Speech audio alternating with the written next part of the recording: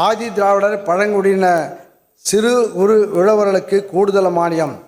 ஒருங்கிணைந்த பண்ணையம், பசுமை குடில்கள், நிழல்வலை குடில்கள் அமைத்தல், சூரிய சக்தி உலர்த்திகள், சூரிய சக்தி பம்பு செட்டுகள் வழங்குதல், மதிப்பு கூட்டம் இயந்திரங்கள், பண்ணை இயந்திரங்கள் வழங்குதல் போன்ற உயர் மதிப்பு திட்டங்களில் ஆதி திராவிடர் பழங்குடியின வகுப்பை சார்ந்த சிறு குறு உழவர்களுக்கு அவர்களின் பங்கு தொகையினால் ஏற்படும் பொருளாதார சுமையினை குறைத்து உதவிடும் வகையில் நடைமுறையில் உள்ள 40 முதல் 50% மானியத்திற்கு பதிலாக 60 முதல் 70% மானியம் கூடுதல் மானியம் வழங்கப்படும்.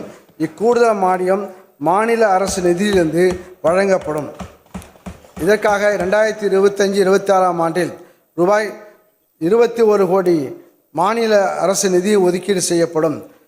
வேளாண்மையில் அதிக உற்பத்திக்கும் தொழில்நுட்ப பயன்பாட்டிற்கும் ரொக்க பரிசுகள், சிறுதானியங்கள், பயிர் வகைகள், எண்ணெய் வித்துக்கள், கரும்பு உள்ளிட்ட 11 பயிர்களில் நவீன வேளாண் தொழில்நுட்பங்களை கடைபிடித்து உயர் விளைச்சல் பெறும் உழவர்களை ஊக்குவிக்க மாநில அளவில் அதிக உற்பத்தினை பெறும் முதல் 3 உழவர்களுக்கு முதல் பரிசாக ரூபாய் 2,50,000, இரண்டாம் பரிசாக ரூபாய் 1,50,000, மூன்றாம் பரிசாக ரூபாய் 1,00,000 என 33 பரிசுகள் வழங்கப்பட்டு வருகின்றன.